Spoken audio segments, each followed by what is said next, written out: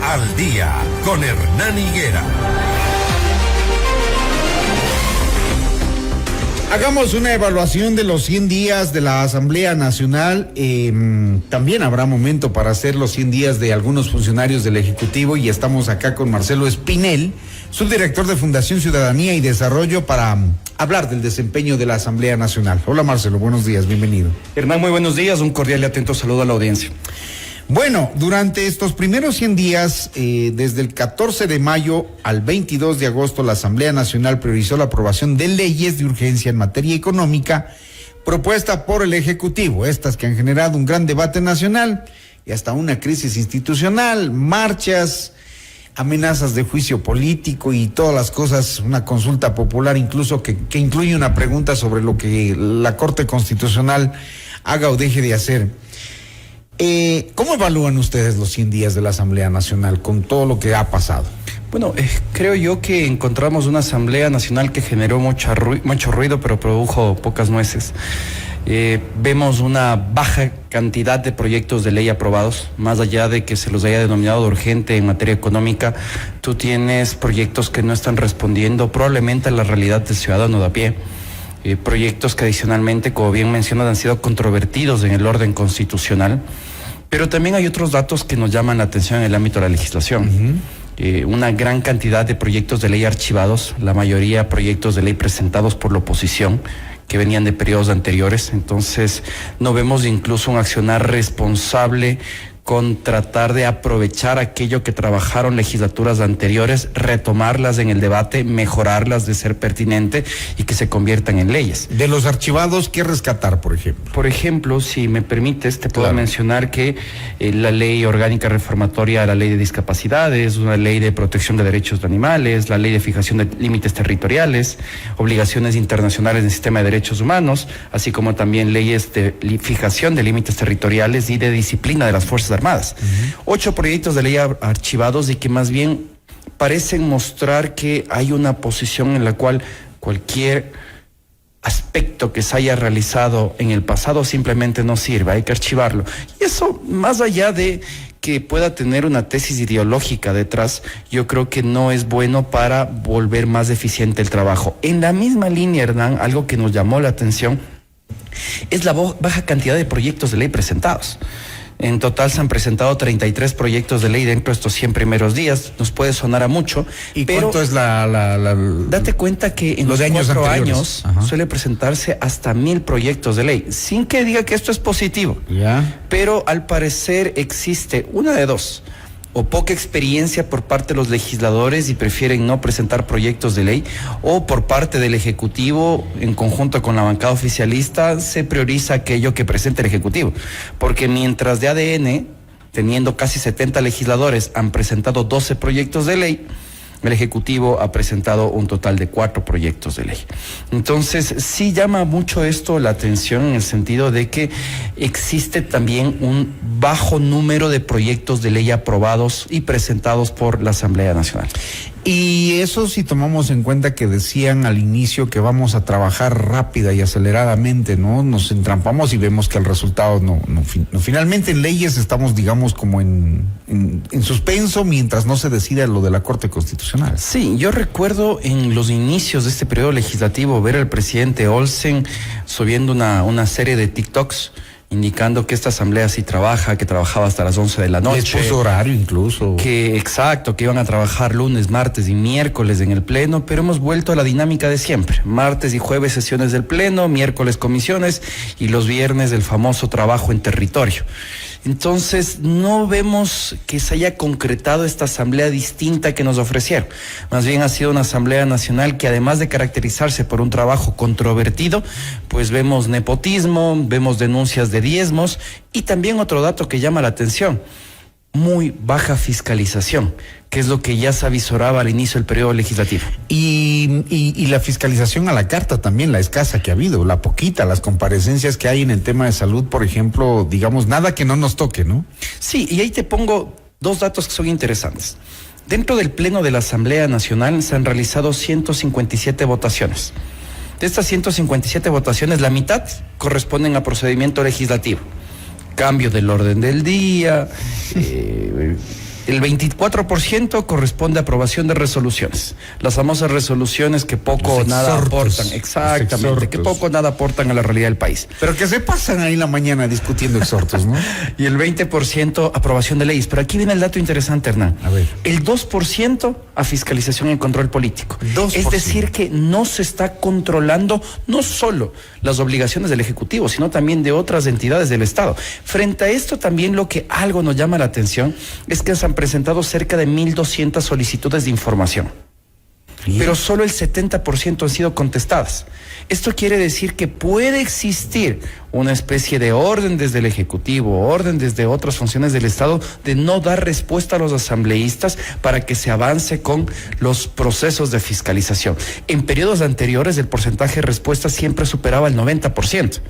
Entonces sí preocupa que no se esté avanzando en este trabajo de fiscalización, y creo que los ciudadanos lo que pudimos ver, por ejemplo, fue cuando se intentó declarar la emergencia en el sector salud, cómo se dieron las vueltas, cómo no querían hacerlo, y esto pone en evidencia que probablemente la fiscalización es el punto débil de esta Asamblea Nacional y que no se garantiza la debida independencia de poderes. Con un presidente cuestionado además, ¿no? Directamente, el señor Ferdinand Álvarez. Sin duda que sí, sin duda que sí. Que se hace loco, no aclara las cosas, lo ha dejado ahí y la mayoría de la asamblea también, pero el país está mirando. Claro que sí, y yo creo que, y eso es parte del trabajo que hacemos en el Observatorio Legislativo, Hernán, y en la audiencia, es entregar datos a la ciudadanía sobre qué es lo que hacen o lo que no hacen los asambleístas.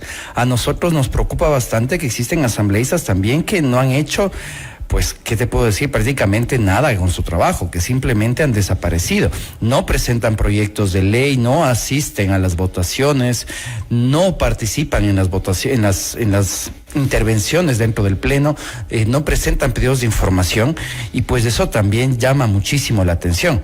Por ejemplo, permíteme contarte que existen cerca de 31 asambleístas que prácticamente han desaparecido de la Asamblea Nacional. ¿Cómo? Te voy a dar exactamente los datos. Existen un total de 31 asambleístas que no han presentado ningún proyecto de ley. Un total de, en este caso, 31 asambleístas que tampoco han participado dentro de las votaciones, y que eso llama la atención. En total son 12 asambleístas de... ¿Y de qué bloque? Exacto, eso justo te quiero entregar en este momento. Si me das un segundito, claro, te voy a dar el dato mientras lo hago. También hemos estado, digamos, mirando durante este periodo legislativo la polémica de los diezmos, la polémica de la contratación de familiares. Ahora mismo hay dos casos, uno que se está investigando y el otro al que no le han hecho ni siquiera una pregunta a un legislador de ADN que ha contratado a su pareja sentimental como asesora, pero ese caso no está topado. Tuvimos el escándalo del asambleísta más joven que hizo dibujitos en la comisión. Hemos tenido ese tipo de polémicas y nada, en realidad, en cuanto a leyes, digamos que hayan sido efectivas hasta el momento en cuanto a lo que señalaban del observatorio. ¿Se encontró el dato? Sí. A ver, permíteme te cuento. Hay un 23% de legisladores que no han presentado un solo pedido de información. 24 de ADN, 5 de la Revolución Ciudadana, 3 de Independientes, 2 del PSC. En la misma línea tú tienes asambleístas que no asisten a las votaciones. ¿Ya? Este famoso dato del asambleísta faltón. Y en este caso quien encabeza la inasistencia a las votaciones es Mónica Palacios de la Revolución Ciudadana. No asiste. Apenas asistida al 40% de las votaciones. Es como que si yo únicamente fuera a trabajar, pues, 4 de los 10 días, en este caso de este periodo de tiempo, seguido por Alejandro Vanegas, que ha asistido solo al 60% de las votaciones, igual de la Revolución Ciudadana, Joseph Díaz, 60%, y Ana Raffo, el 70%. Y este tipo de asambleístas también ponen en evidencia que, al parecer, no tienen dentro de su razonamiento diario la conciencia de la obligación de ir a trabajar, de ir a... $20,000 desperdiciados ahí, vea. 20,000 o sea, realmente es una gran cantidad de asambleístas que lamentablemente, pues, no están realizando este trabajo. Por ejemplo, existen asambleístas que no han presentado ni proyectos de ley, ni pedidos de información y que no intervinieron en el Pleno. 8 legisladores, permíteme te cuento cuáles son. Encabeza Pamela Aguirre, de la Revolución Ciudadana, al parecer se ha olvidado que es asambleísta. Ronald González, de la Revolución Ciudadana. Dominique Escobar, de ADN. Asimismo, Erwin Mendoza, María del Cisne Molina. Dominic Serrano, el famoso asambleísta pintor, igual de ADN, Graciela Ramírez de ADN y Elizabeth Vega de ADN. 8 asambleístas que lamentablemente al respecto del cumplimiento de su trabajo están completamente perdidos. Y lo peor es que se les está observando, ¿no? Y que lo sepan. Los faltones, los que están solo levantando la mano, los que están calentando el puesto, los que no dan una sola opinión ni un criterio, los que votan mal. Antes de ayer se dio eso, ¿no? En la ley de transparencia social, precisamente un asambleísta que dijo que ese no era el voto que quería consignar, un asambleísta. El nivel de desconocimiento del procedimiento legislativo, ¿lo han medido? En este caso no hemos medido esto, pero yo creo que se pone en evidencia cuando, tanto desde la presidencia del legislativo, ojo, se cometen errores dentro de este procedimiento legislativo y también los asambleístas que al parecer confían bastante en ChatGPT, en inteligencia artificial y que al momento de dar sus discursos no se toman el trabajo ni siquiera de borrar aquello que es la instrucción del módulo de inteligencia artificial y no parte del discurso. Pero esto, Hernán, yo creo que hay que regresar a ver a los partidos políticos. Más allá de que somos los ciudadanos quienes elegimos a los asambleístas, quienes colocan ese tipo de candidatos son los partidos políticos.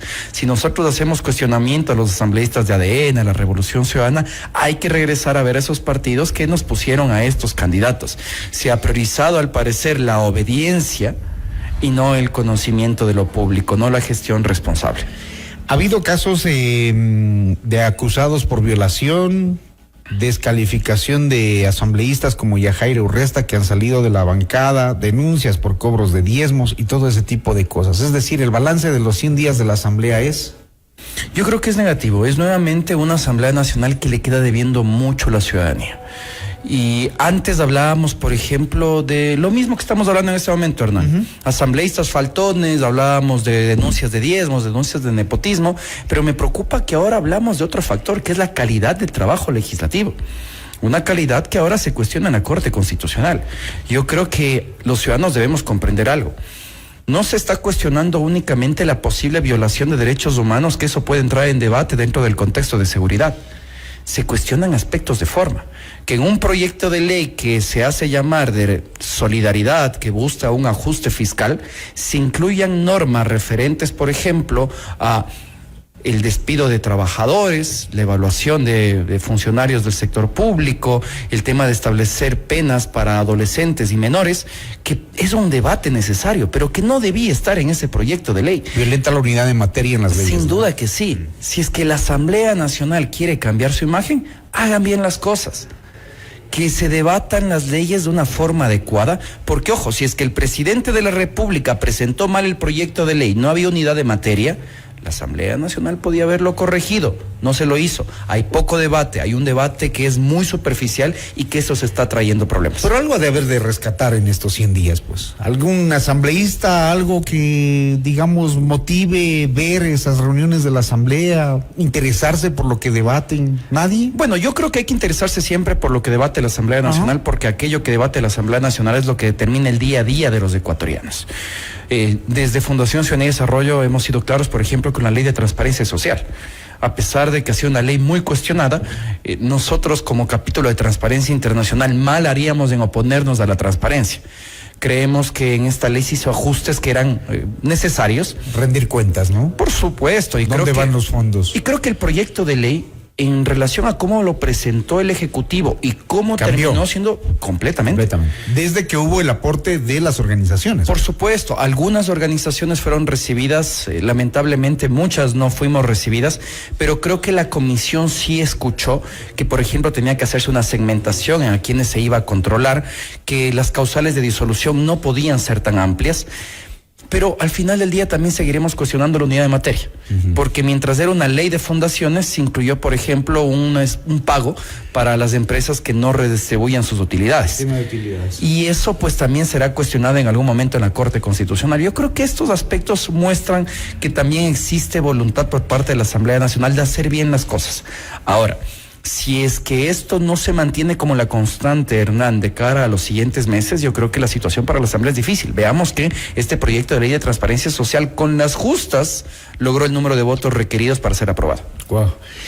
Y bueno, hay que corregir, porque incluso en temas de puntualidad, el presidente Olsen, que se mostró duro, recio, digamos, controlador al principio, ahora tienen un atraso promedio de 26 a 29 minutos, ¿no? En el inicio de las sesiones. Así, en esos detalles tan simples, se deja ver la Asamblea en el momento de las evaluaciones en los 100 días. Sabes que sí es interesante. En esta ocasión pudimos evaluar cuál es el nivel de puntualidad dentro de la Asamblea Nacional. Hay un promedio de 26 minutos de retraso en las 40 y pico de sesiones que se realizaron. Hubo un caso en la cual la sesión en iniciar tardó 2 horas con 45 minutos. Curiosamente era para archivar un proyecto de ley presentado por la Revolución Ciudadana. Entonces se nota también hay una carga ideológica también fuerte, ¿no? Yo creo que sí, hay una privación de la palabra también, no hay el equilibrio. Yo creo que sí, y ahí te cuento 2 cosas. Nosotros venimos pidiendo a la Asamblea Nacional desde el anterior periodo legislativo que nos entreguen información sobre las solicitudes de palabra. Porque una cosa es analizar cuál es el asambleísta que más interviene, pero también se puede analizar si es que hay un asambleísta al que constantemente le niegan la palabra. Recordemos que el presidente de la Asamblea es el que tiene la potestad de otorgar o no la palabra. Y él lo grita y lo dice, ¿no? Y ahí yo creo, y eso conversábamos con un colega periodista, creo que ahí también muestra el tinte democrático de la Asamblea Nacional, Hernán. Yo creo que la democracia no solo se evidencia con participar los ciudadanos en elecciones, sino también si es que la Asamblea Nacional escucha o no escucha a la oposición. Si es que se permite el poder obtener y contar con los aportes de la oposición. Pero si es que lamentablemente por la mayoría que tienen se cree que no hay que dar oídos a la oposición, eso va a afectar la calidad del debate legislativo. Se terminan repitiendo las prácticas que antes criticábamos. Antes criticábamos que el correísmo lamentablemente pues no daba oídos a la oposición, y ahora estamos viendo exactamente lo mismo, y eso no creo que sea bueno para el país. Nunca nos hizo bien. Bueno, vamos a dejar ahí la evaluación, que les quede a los asambleístas claro que los está observando uno a uno, lo que hacen, lo que dejan de hacer, a la hora que llegan, a la hora que salen, quiénes los rodean, qué es lo que proponen, qué es lo que niegan, qué es lo que aceptan, todo, para hacer una nueva evaluación, y ojalá se logre cambiar la imagen de esta asamblea, que por lo que vemos pues no lo logró en los primeros 100 días. Gracias, Marcelo. Ha sido un gusto, Hernán. Marcelo Espinel, subdirector de la Fundación Ciudadanía y Desarrollo, entregando los datos de evaluación de los 100 días de la Asamblea Nacional.